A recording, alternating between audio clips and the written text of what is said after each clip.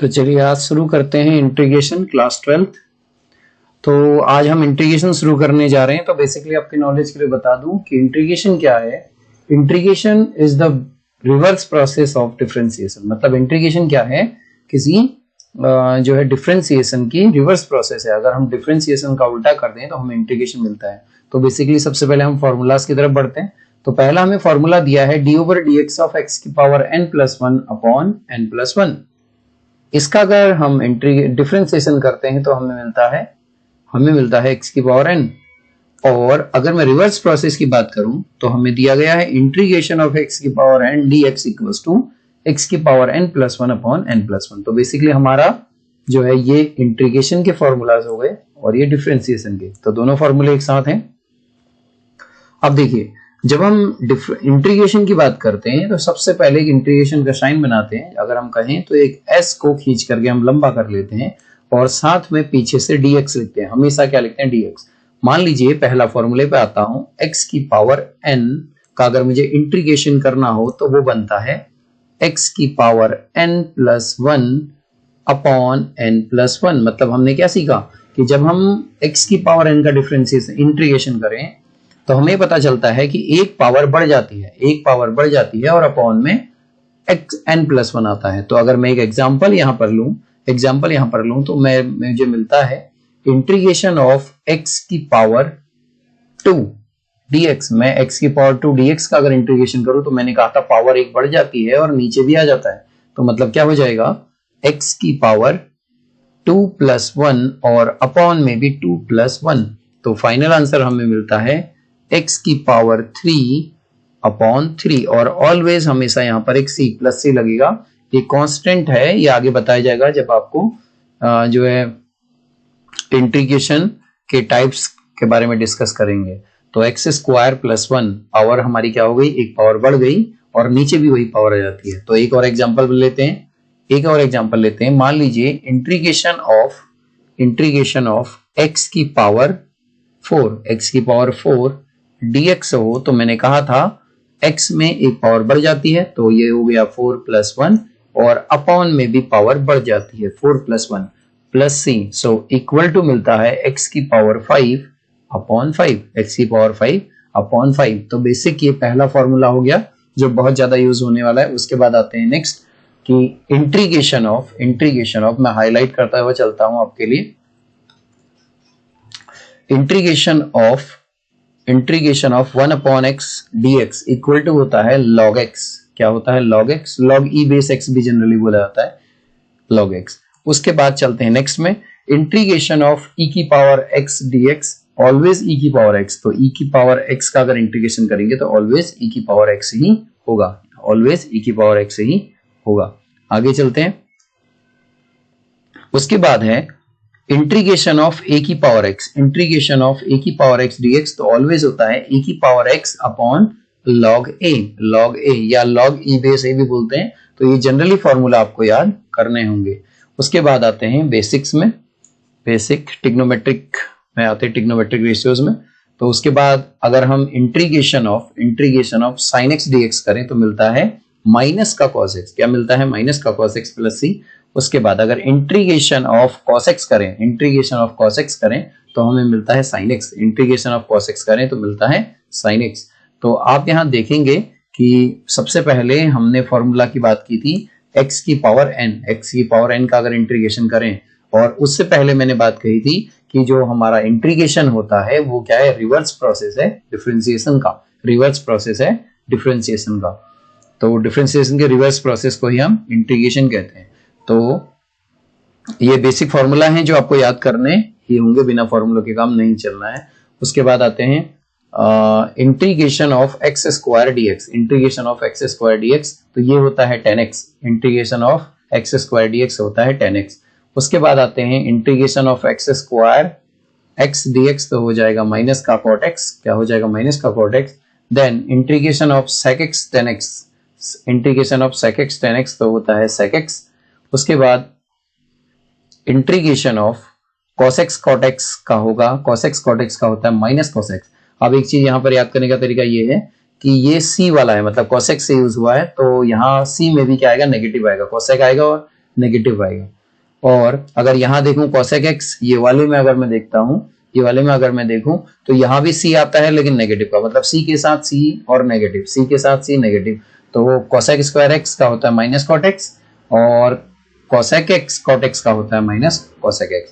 उसके बाद आते हैं नेक्स्ट में बहुत सारे फॉर्मूलाज इसके नीचे हैं, वो मैं क्वेश्चन के साथ वन बाय वन आपको कवर कराता चलूंगा। फिलहाल आपने क्या करना है, इन सभी फॉर्मूलाज को अपनी कॉपी में नोट कर लेना है, अपनी कॉपी में नोट कर लेना है। तो देखिए, मैं आप वीडियो को पॉज करके नोट करते चलना।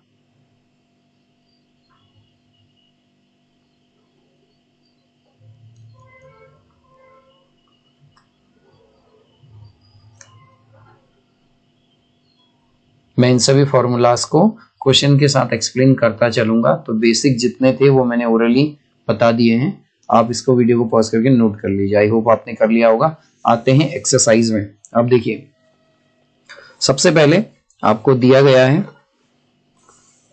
पहला क्वेश्चन। तो मैं फर्स्ट क्वेश्चन पर आता हूं डायरेक्टली। आपको दिया गया है फर्स्ट क्वेश्चन आपको दिया गया है कि आप जो है x की पावर 5, जो मैंने पहले बताया था, आप इंटीग्रेट कीजिए x to the power 5 dx। Question दिया गया है। तो मैंने पहले आपको बताया था कि हम कौन सा फॉर्मूला यूज करने वाले हैं।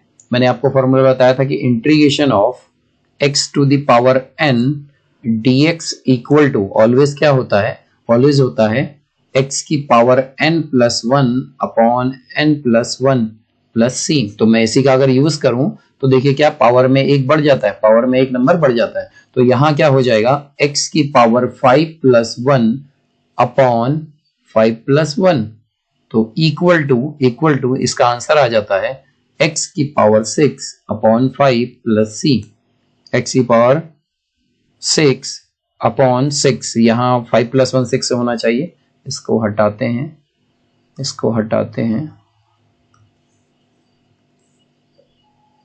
इसे हम 6 कर लेते हैं।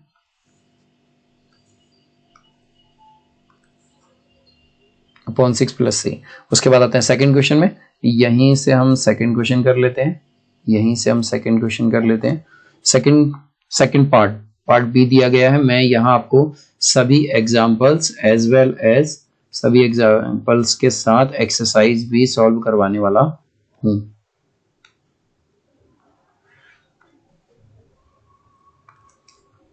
देखिए, पार्ट सेकंड में दिया cos x। क्या दिया है, cos x का हमें करना है इंटीग्रेट। हमें दिया गया है इंटीग्रेशन ऑफ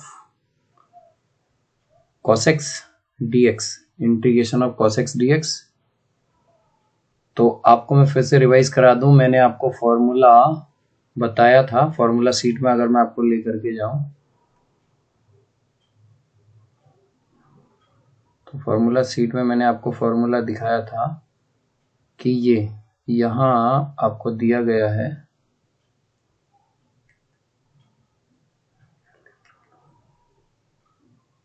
इसको हटाते हैं।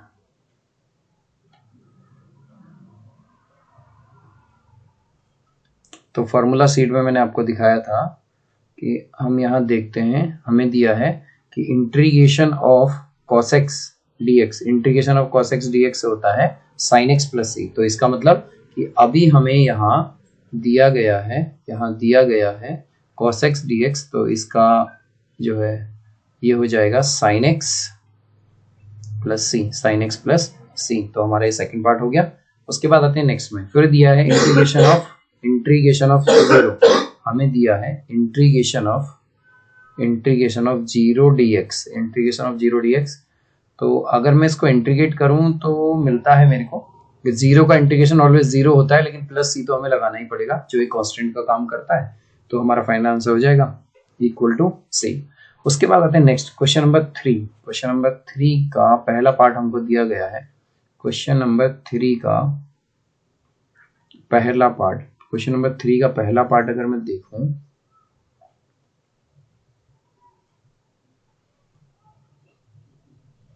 क्वेश्चन नंबर 3 का पहला पार्ट में हमको बोला है इंटीग्रेशन ऑफ x की पावर 6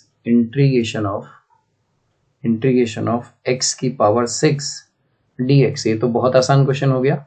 पहले आप इसे खुद से ट्राई कीजिए। क्यों? क्योंकि मैंने आपको बताया था इंटीग्रेशन ऑफ x की power n dx equal to होता है x की power n+1 upon n+1 plus c। तो इसका मतलब x की पावर 6 क्या हो गया? इंटीग्रेशन ऑफ x की पावर 6। x की पावर 6 का मतलब क्या हो गया कि हम बोलेंगे, इसको हटाता हूं,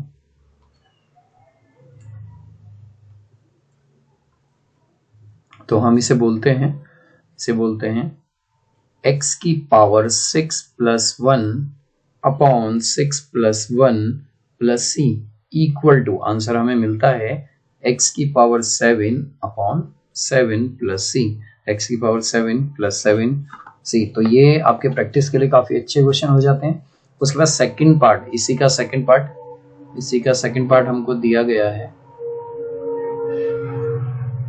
हाँ, मैं सेकंड पार्ट कर लेता हूँ। क्वेश्चन नंबर 3 का सेकंड पार्ट हमें दिया है इंटीग्रेशन ऑफ x की पावर -7 dx। आप देखिए, अगर मैं इंटीग्रेशन करूं तो हमने सीखा है कि x की पावर -7 और एक पावर बढ़ जाती है +1, और अपॉन में भी -7 + 1 प्लस c इक्वल टू, अगर मैं सॉल्व करूं तो ये हो जाता है कि -7 + 1 मतलब क्या, 7 में से 1 चला गया, तो क्या हो गया, x की पावर -6 अपॉन -6, x की पावर -6 अपॉन -6।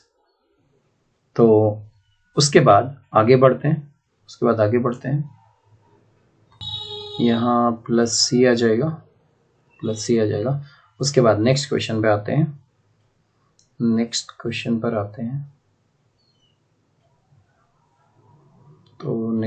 पर आते हैं पार्ट नंबर 3 पर। Part number 3।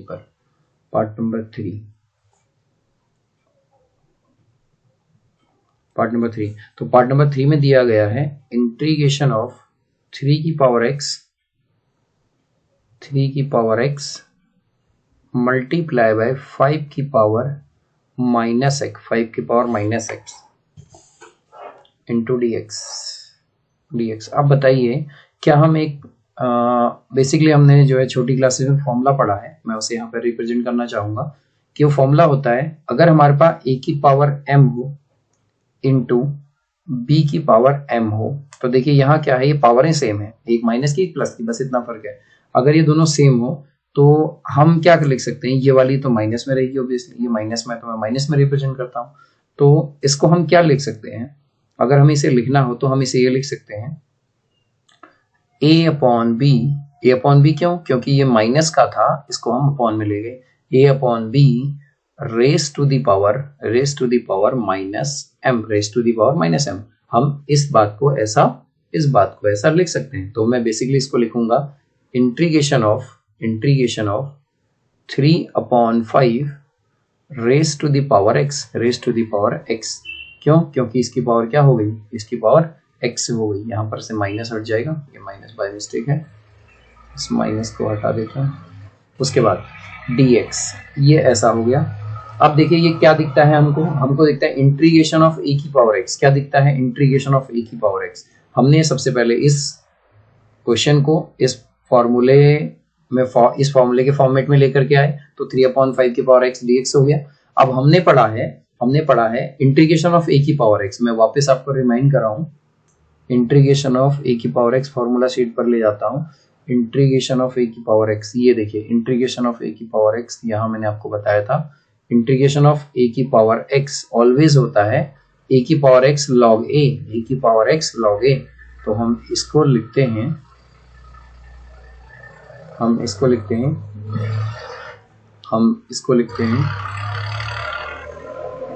Integration of a की पावर x dx। ये हमारा फॉर्मूला था। तो हमने क्या पढ़ा था, a की power x upon log a plus c, ये हमारा फॉर्मूला था। तो मतलब मैं इस बात को इस फॉर्मेट में चेंज कर सकता हूं। तो मैं अगर चेंज करूंगा तो मैं इसी बात को कह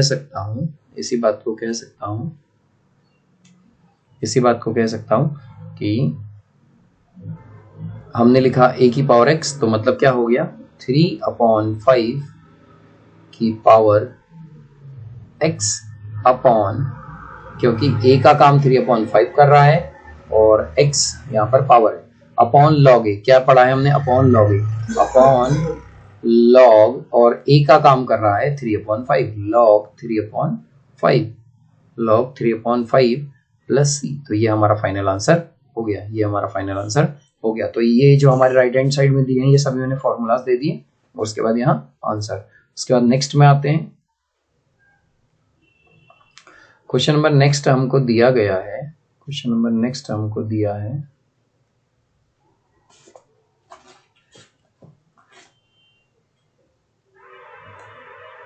क्वेश्चन नंबर फोर्थ पार्ट। इसका फोर्थ पार्ट में आते हैं।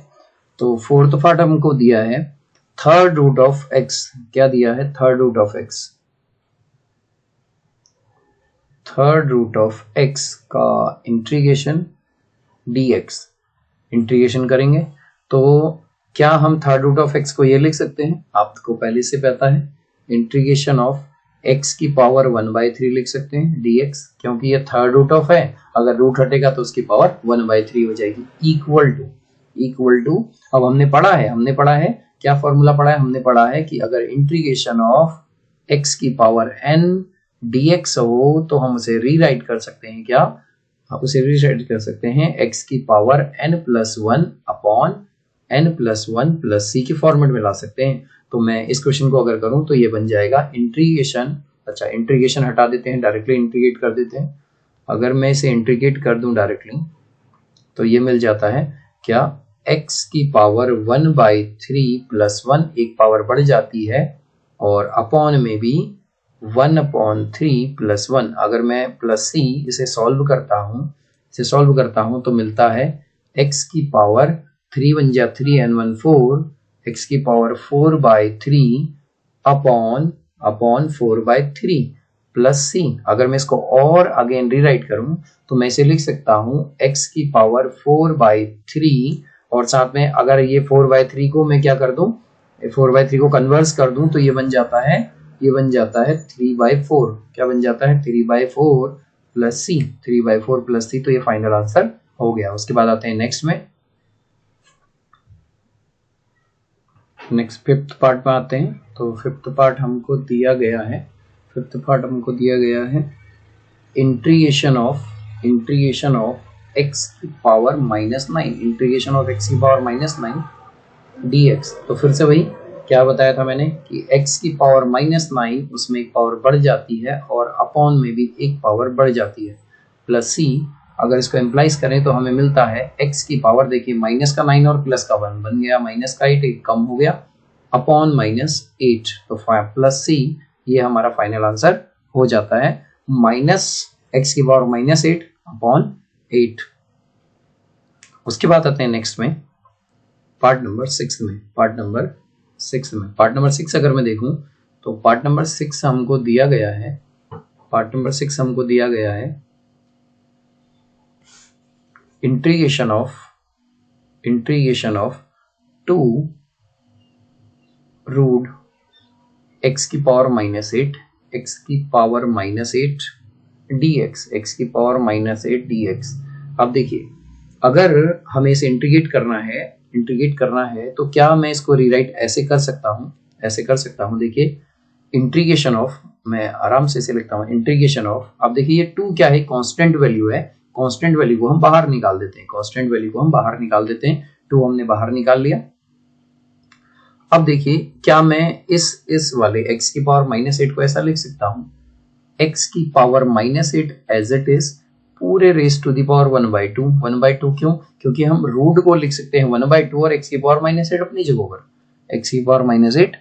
जगह पर, अब देखिए अगर मैं इसको इंटीग्रेट कर लूं तो मैं इस 2 से इसे कैंसिल करता हूं तो मुझे मिलता है 4, तो फाइनली ये हो गया 2 इंटीग्रेशन ऑफ x की पावर -4 dx। यहाँ सभी जगह dx चलता रहेगा, इक्वल टू 2 की जगह पर 2 रख लेते हैं, बाहर कांस्टेंट वैल्यू है। और फिर मैंने आपसे कहा था कि x की पावर में एक वैल्यू बढ़ जाती है, तो एक वैल्यू बढ़ने का मतलब है x की पावर -4 प्लस 1 अपॉन -4 प्लस 1। ये बन जाता है 2 इंटू एक्स की पावर -3 अपॉन 3 और प्लस सी। क्या मैं इसको रीराइट कर सकता हूं? 2/3 एक्स की पावर -3 प्लस सी। चलिए तो आते हैं क्वेश्चन नंबर 4 पर। तो अगर मैं क्वेश्चन नंबर 4 पर आता हूं तो क्वेश्चन नंबर 4 में अब जो हमारे ट्रिग्नोमेट्रिक रेशियोज की वैल्यूज आ गई हैं क्वेश्चन नंबर 4 में। तो आई होप कि आपको फॉर्मूलाज याद होंगे, और नहीं होंगे तो रिपीट कराते चलेंगे। तो सबसे पहला पार्ट आपको दिया है integration of cos theta over sign square theta d theta के रिस्पेक्ट में किया जा रहा है। जैसे यहाँ dx हुआ करता था, अभी डी थीटा है क्योंकि यहाँ थीटा है। उसके बाद देखिए, तो क्या मैं इसको रीराइट करके ऐसा लिख सकता हूँ? थोड़ा सा आसान करने की कोशिश करते हैं। इंटीग्रेशन ऑफ cos थीटा को एज इट इज रखा, तो मैं नीचे का जो साइन थीटा है उसे बांट देता हूँ। ये साइन स्क्वायर थीटा था, मैंने एक बार साइन थीटा यहाँ रख लिया इंटू 1/sin थीटा यहाँ रख लिया। मतलब नीचे 2 साइन थीटा दिखाई दे रहे थे, मैंने अलग अलग कर लिया। उसके बाद डी थीटा इक्वल टू, अब integration of as it is, क्योंकि अभी हमने इंटीग्रेट नहीं किया है। अब देखिए ये क्या है? cos theta over sine theta है। तो मैं आपकी नॉलेज के लिए यहाँ रफ वर्क बना लेता हूँ।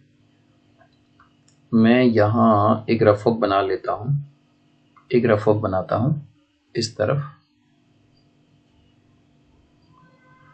बन जा भाई,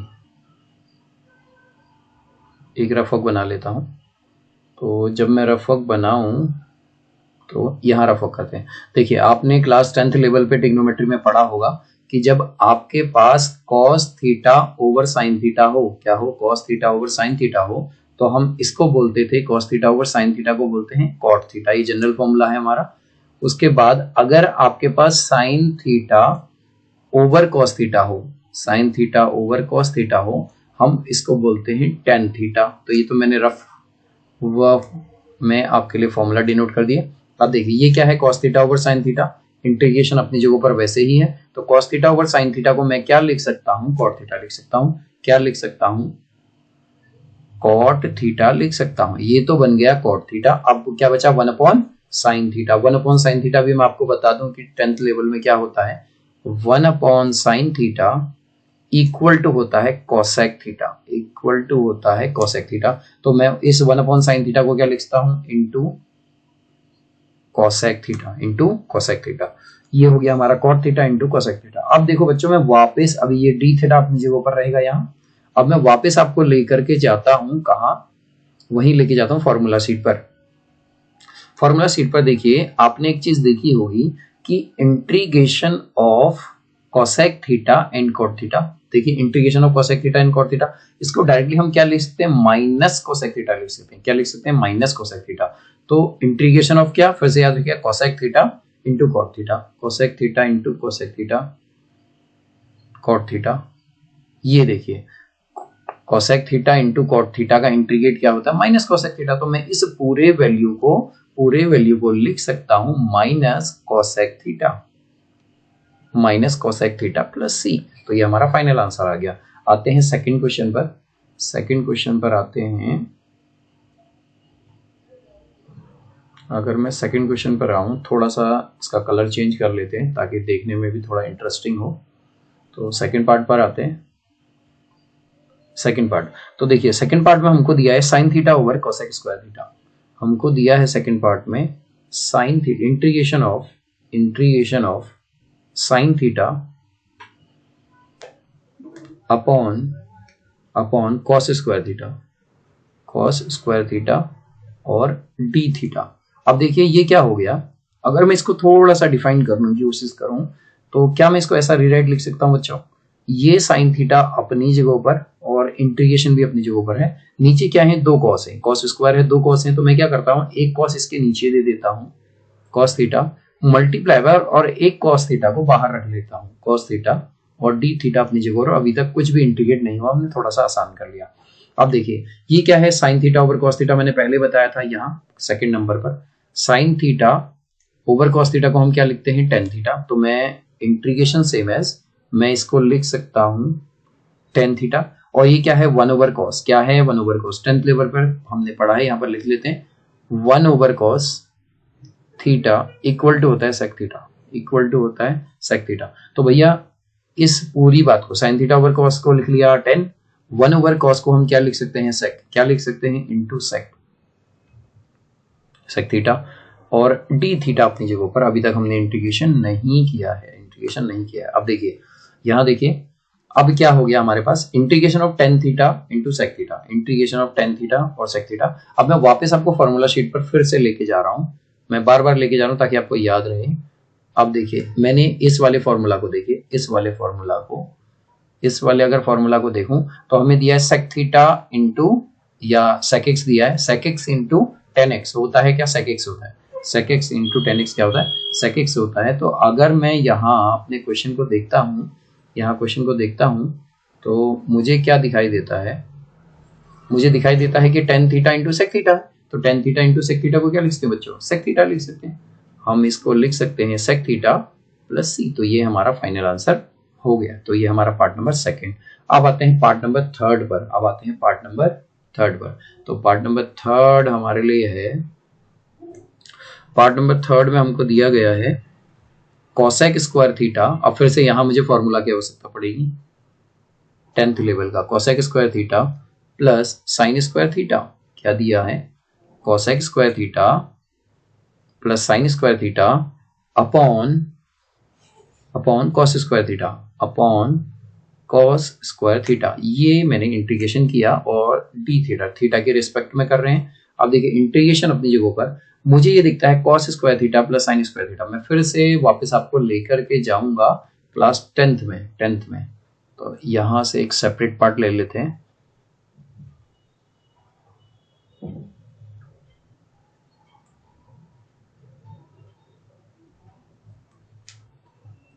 यहां से एक सेपरेट पार्ट ले लेते हैं, मैं यहाँ फॉर्मूला डिनोट कर देता हूं।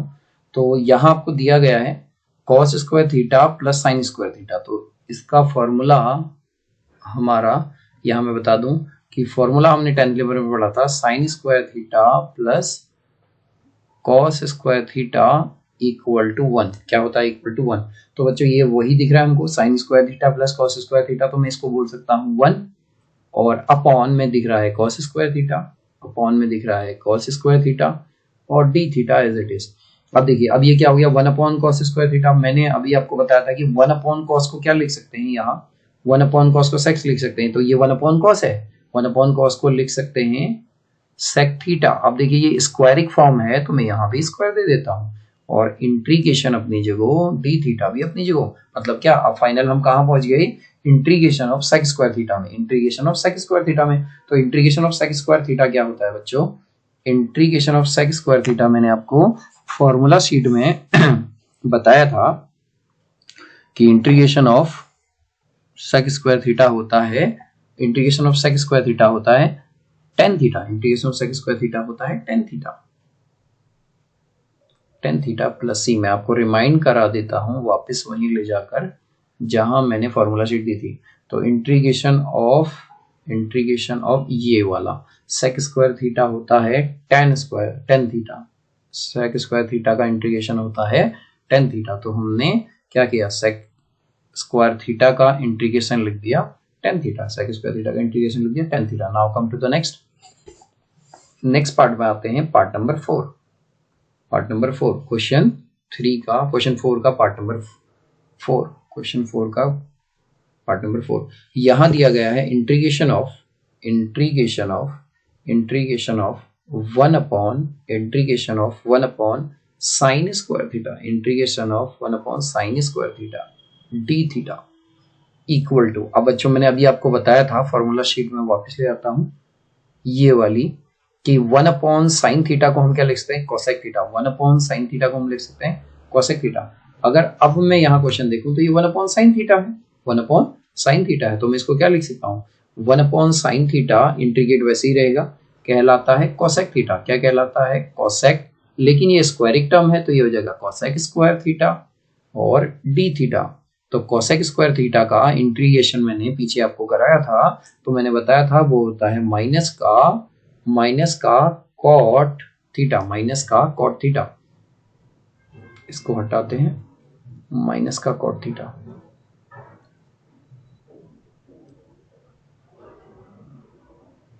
माइनस का कॉट थीटा प्लस सी। तो यहां पर आपका क्वेश्चन नंबर 2, क्वेश्चन नंबर 3 और क्वेश्चन नंबर 4 कंप्लीट हुआ। क्वेश्चन नंबर 3 कंप्लीट हुआ। अब आते हैं एक्सरसाइज में। ये आपका NIOS बुक का चैप्टर 26, चैप्टर जो 26 है उसकी एक्सरसाइज है। तो फिर जाकर के अब हम आते हैं एक्सरसाइज में और देन सॉल्व करते हैं जो जो क्वेश्चन हमें दिए गए हैं। तो मैं आगे सॉल्व करने से पहले आपको थोड़ा सा रिमाइंड करा देता हूँ सभी चीज़ों को। एक एक फॉर्मूला जो मैंने बेसिकली स्टार्टिंग में बताए थे। तो मैंने कहा था कि सबसे पहले कि जो हमारा इंटीग्रेशन होता है वो क्या होता है, integration is reverse process of differentiation. Differentiation हमने पढ़ चुके हैं।